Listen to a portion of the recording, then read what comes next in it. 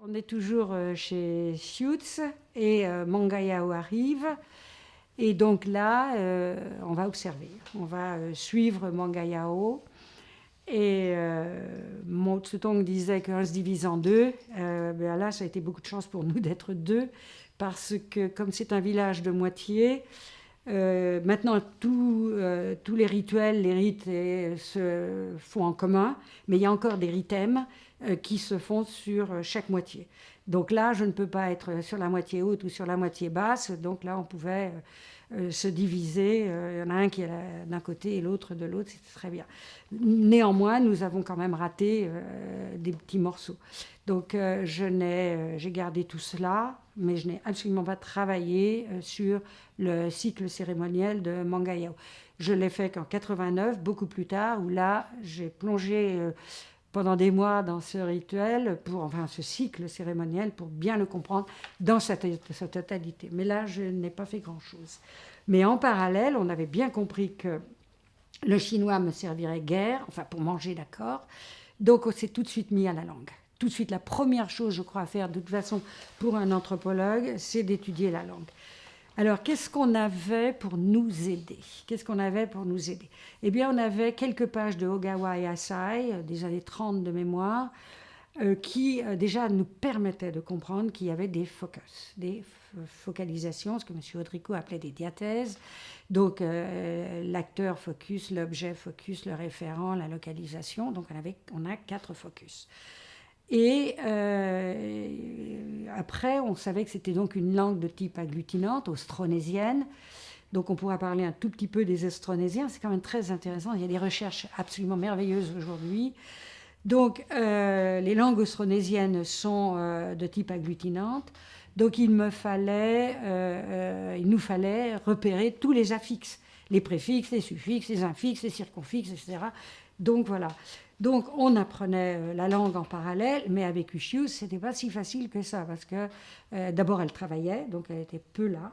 Sa fille ne parlait que le chinois. En revanche, il y avait la vieille mère et la tante. Donc c'est plutôt avec elle, quand j'avais besoin de quelque chose, je passais dans la cour et je papotais j'essayais avec les vieilles femmes.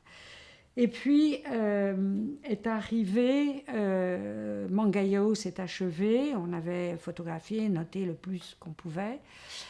Et puis là, on a décidé qu'il fallait absolument faire le plan du village, qu'on a publié.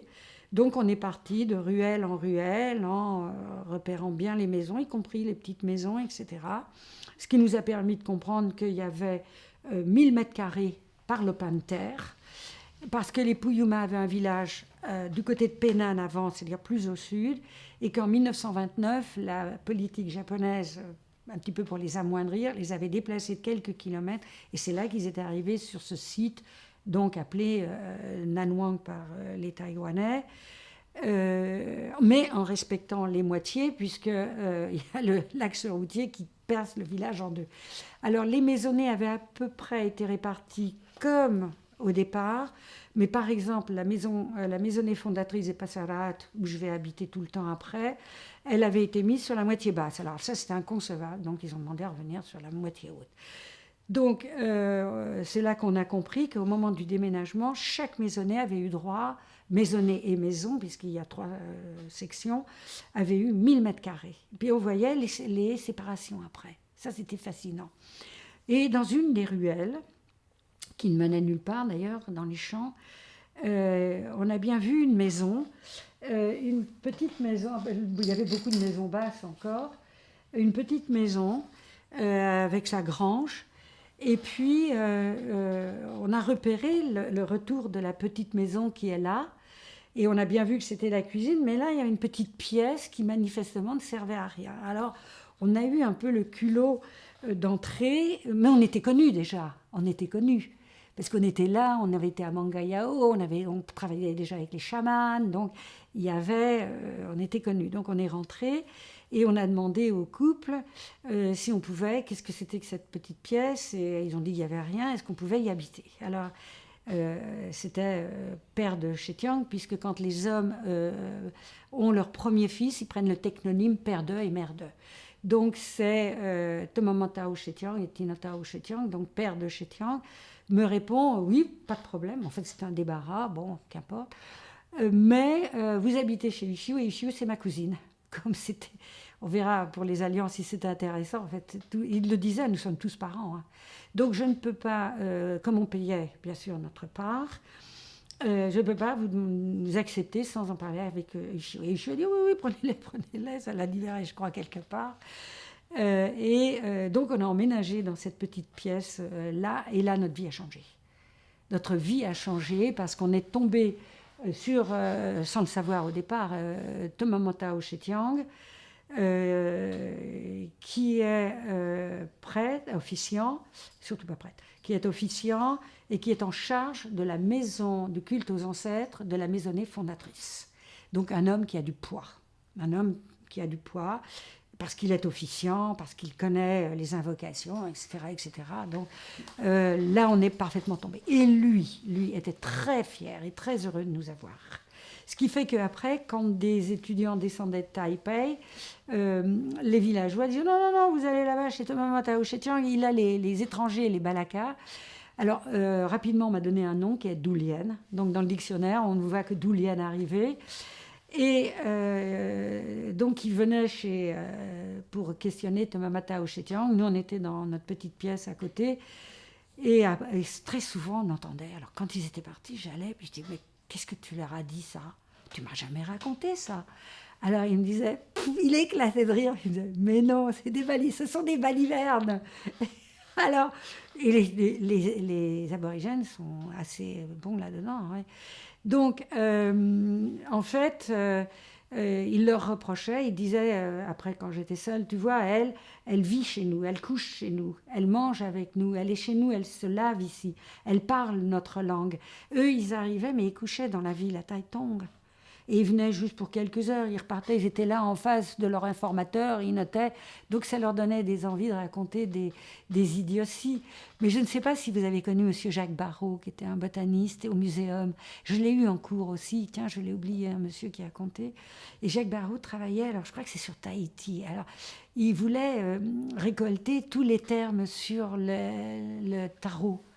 Alors, il habitait chez un ami, un Tahitien, et il a pris le cheval, et il est parti. Et là, il passe devant un magnifique champ de tarot, où il y avait ces belles filles qui étaient là en train de travailler sur les tarots. J'ai jamais oublié son anecdote, parce que c'est à peu près la même chose. Alors, il descend le cheval, un peu comme ça, et il s'est foulé la cheville, en plus. Et il est allé demander, comme on disait, nervure, tige, nana, le tarot, et moi, tout ça. Et le soir, il rentre chez lui et il dit à son ami, « Oh, regarde la moisson que j'ai sur le tarot. » Et l'autre regarde, puis dit, « Ah oui, t'as une très belle moisson. Ça ne parle que de sexe. » Il leur avait donné tous les termes de sexe. Les filles, elles s'étaient moquées de lui. Bon, bref, c'est une anecdote, une incise. On oublie monsieur Jacques Barrault. Ben, c'était un petit peu ça. Donc, là, notre vie, donc on pouvait déjà parler.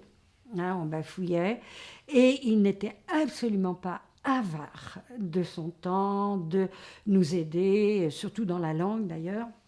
Je crois que là, je sais que donc on avait fait tous nos petits cahiers qui ont été d'ailleurs, comment on appelle, pris comme exemple. Ça, quand j'ai été travailler après à l'Institut, mais c'est difficile pour eux de le faire parce que faire des petits tableaux, montrer toutes les différentes déclinaisons comme ça et travailler avec eux, donc ça a été des jours et des jours et des semaines. Donc on avait vraiment une façon de travailler, c'était la nuit qu'on travaillait, voilà, ça c'est tout le travail qu'on faisait pour montrer les différences verbales. Donc il fallait absolument qu'on s'en sorte. Et Tomamata Chétiang n'était absolument pas économe, et ça j'ai bien aimé. Sauf qu'il avait des moments où il fallait vraiment pas y aller, c'est quand il taillait ses bonsaïs. Parce que là, il parlait pas. Et on arrivait, quand on voulait comprendre si un infix pouvait devenir préfixe, Donc un jour, c'est Gérard qui a construit le mot en partant de la pluie, Udal, donc avec un arrêt glottal au départ, et il a mis le in, qui est l'achèvement, qui est normalement un infix, il l'a mis en préfixe et il a mis le locatif. Donc il est sorti, il lui a dit, est-ce que in Udal an, donc l'endroit où la pluie est tombée, est correct? Il regarde Gérard, il dit, mais où as-tu entendu ce terme? On lui dit, on ne l'a pas entendu, mais est-ce qu'il est correct? Oh, il dit, parce que tu sais, nous, s'il pleut ou pas, maintenant on s'en fout, parce qu'on a vendu tous nos terrains, donc il peut pleuvoir, ne pas pleuvoir. Un jour, je suis arrivée, puis il m'a dit, oh non, non, je n'ai plus du tout de champ, tu sais, j'ai tout vendu. Avant, je travaillais beaucoup pour ne pas gagner beaucoup d'argent. Maintenant, j'ai tout mis à la banque. C'est la banque qui travaille pour moi et je gagne beaucoup d'argent. Ça, ce sont les Puyuma. Donc, c'était à longueur de journée avec eux, c'était des anecdotes comme ça qui nous font rentrer dans sa vie quand même. C'est une histoire de vie quelque part. On ne peut pas rester là-dessus, on est bien d'accord. Mais on y allait. Et puis, il y avait beaucoup d'autres jeux comme ça avec eux qui les amusaient beaucoup. Donc, en parallèle, une fois qu'on a eu le village, on est reparti dans les ruelles. Et là, on a fait maison par maison les généalogies. Par maison. On a fait toutes les généalogies, ce qui a permis quand même ensuite de comprendre les alliances, les systèmes d'alliances, de construire mon usine à gaz là, que j'ai publiée là-dedans. Alors, dans l'ensemble, je peux dire qu'on était très bien accueillis. Bon, puis il faut dire que voilà, tous les systèmes, toutes les alliances, et c'est là aussi que j'ai compris qu'il n'y avait pas de règles dites, écrites, mais non dites. Donc, dans l'ensemble, ils parlaient très bien, ils nous donnaient toute leur généalogie. C'était des gens très ouverts, ils étaient absolument contents qu'on puisse être là et bien travailler. En même temps, bien sûr. Alors, les Puyuma ont peut-être un défaut, mais que j'accepte volontiers parce qu'on est quand même des intrus dans tout cela. Il faut quand même reconnaître, on est quand même là 24 heures sur 24. Les Puyuma, on ne peut pas s'asseoir en face d'eux et leur dire « raconte ». C'est pas possible. Ça, ce n'est pas possible. Ils racontent quand ils ont envie de raconter. Donc il faut toujours avoir un petit magnétophone, une petite caméra, un appareil, un Nikon en main, parce que, voilà, non. Et en plus, ce sont des gens un peu, est-ce que je peux dire instables? Enfin, au bout d'une heure, c'est comme 50 minutes, quoi. C'est comme les cours en France, il faut faire autre chose. Quand j'ai vérifié phonème par phonème le dictionnaire, j'étais obligée de tourner pour tester, c'était très difficile de les avoir. Donc ça, on ne peut pas le faire. Donc en fait, moi j'aime beaucoup Taïwan pour ça. Il fait bon, je charge tous mes cahiers, je pars avec mon petit sac à dos et je vais rentrer là où quelqu'un va m'appeler. Durian, hop, je rentre. Je sais que là, et puis je parle de quelque chose en les dirigeant vers quelque chose. Et là, je sais qu'ils vont raconter. Mais si je lui dis raconte-moi ça, ils ne vont pas le faire. Ils ne vont pas le faire. Parce qu'ils n'ont pas cette notion-là. Ça les rase quelque part, mais je comprends aussi. Donc, on évolue bien sûr dans la langue, on devient d'ailleurs pas trop mauvais, beaucoup de fautes, hein, certainement. Et qu'est-ce qu'on fait ensuite? Oui, il a conscience, bien sûr, de son pouvoir. Et en même temps, on collecte les mythes. Sauf que je ne reste pas que chez Mama Tao Chetien, je vais ailleurs. Je connais tous les personnes âgées, les anciens. Donc je vais un peu à droite, un peu à gauche, dans les maisons, là où je sais que je suis bien accueillie. Il y avait une maison, Gulum, Koalim m'adorait d'ailleurs, Araitai, tout ça, j'y vais. Et ils me racontent des mythes. Mais ils sont réticents. Ils sont réticents à me raconter des mythes ou des légendes. Donc... en fait, bon, au bout d'un moment, d'accord, on va te le raconter. Alors, c'est une variante. Mais tu ne le racontes pas à Thomas Matao Chetiang. Hein. Et Thomas Matao Chetiang me dit, tu ne racontes pas à Gulum ou à Toichi. Tu ne racontes pas. Hein. Bon, très bien, pas raconter. Donc, quand je rentrais à la maison, il savait où j'avais été. Qu'est-ce qu'il t'a dit? Oh, regarde, on a papoté de ci, de là, voilà, non, avec Koalim, tu sais bien comment est Koalim, voilà, etc. Bon, il fallait mentir un petit peu parce que je n'allais pas les trahir non plus. Je sais qu'un jour, et je ne sais plus du tout, peut-être avec les généalogies, il me dit, mais non, je me suis mise à parler du couple incestueux qui était né du bambou. Il me dit, mais tu sais, ils ont une généalogie. Je lui dis, ah bon? Mais je ne la connais pas. Ah ben dis donc, ce serait bien ça. Il est allé derrière vous savez, un cadre où il y a des photos. Je ne me rappelle plus de la photo d'ailleurs, mais il a extirpé un rouleau. Et là, il s'est mis à me dévider. Alors le crayon, je notais, j'ai ça. Et je l'ai publié, bien sûr, là-dedans. À me dévider toute la généalogie, mais qui descend de ce couple incestueux né du bambou, bon, couple premier. Ça, c'était magnifique, mais c'est comme ça, c'est ponctuel, c'est le hasard qui fait que ce jour-là, on va vous... Alors aussi, il y a des problèmes quand Thomas Tao Chettiang nous dit demain, Andaman, il y a X, Y qui vont venir comme ça, tu pourras leur demander des choses, ou qui chantent, tout ça, très bien. Alors le lendemain, on reste dans la chambre, on attend, le temps passe, il n'y a personne qui vient. Et puis tout à coup, on voit tout s'éteindre, ils vont se coucher. Alors je dis, mais bon, on n'a pas compris. Alors le lendemain, je lui dis, il n'est pas venu, Miyakan, hein, il me dit, ah non, Andaman, parce qu'ils ont pour marquer l'espace de temps, l'espace de lieu, Kadi, Kadiou. Alors c'est où ça? Andaman. Alors c'était Andaman. Il y avait l'emphase on n'avait pas percuté. Donc effectivement, il est venu 2 ou 3 jours plus tard. Bon, c'était prévu, mais on ne savait pas quand. Mais il allait venir. Donc ça, c'est Puyuma. Mais il faut absolument, je crois, effectivement, se décentrer. Il faut se couper de ces... il faut absolument se couper de ces valeurs personnelles occidentales. On a baigné là-dedans, mais c'est terminé.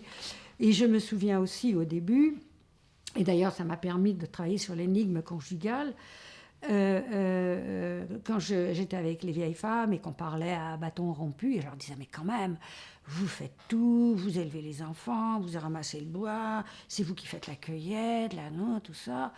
C'est beaucoup. Et puis eux, ils sont là. Et moi, je voyais bien Thomas Tao Chettiang assis dans son fauteuil, mâchant le bétel, appelant sa femme qui était en train de ratisser le riz pour l'aérer, l'appelant « Hé, Puran !»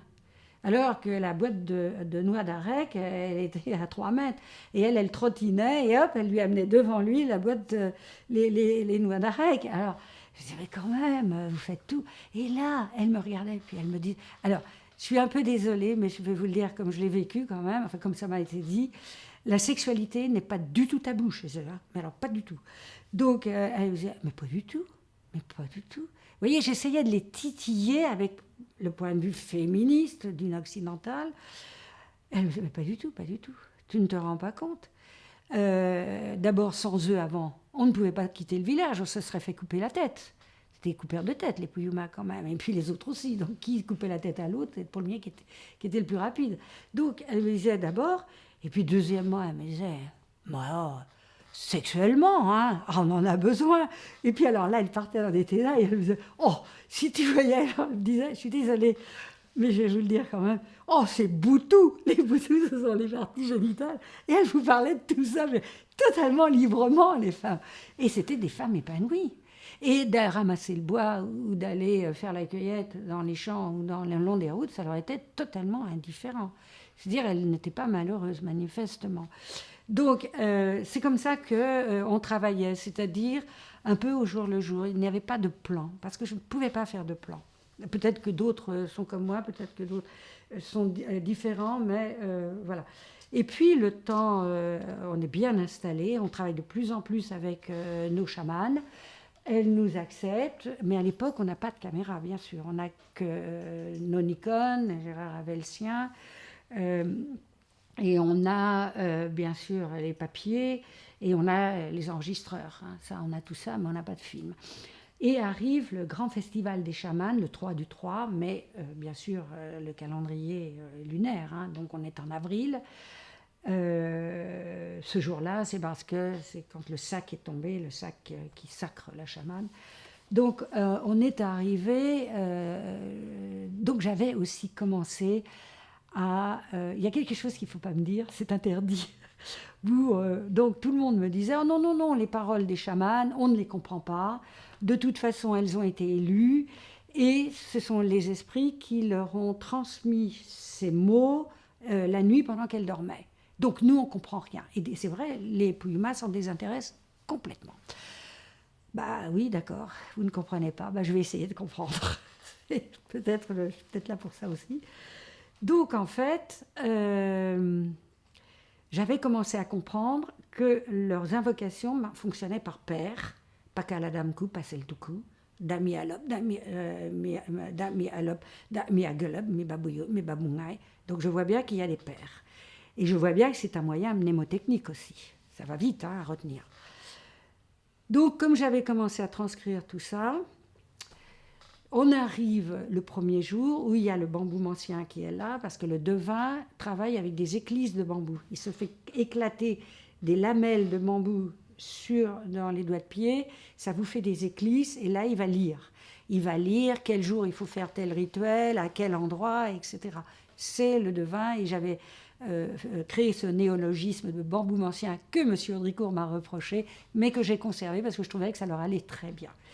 Donc on arrive, le bambou mancien était là, et comme une idiote, mais vraiment, j'arrive et je fais « Ah, bonjour, tout ça, vous allez bien ?» Et je dis « Ah, ben voilà, pakaladamku, pasel tuku, demi-alop, demi-agolop, demi-... » Et là, elles se pétrifient devant moi, elles sont tétanisées. Elles nous regardent, elles nous tournent le dos, elles s'isolent dans une pièce, elles ressortent et la sentence tombe.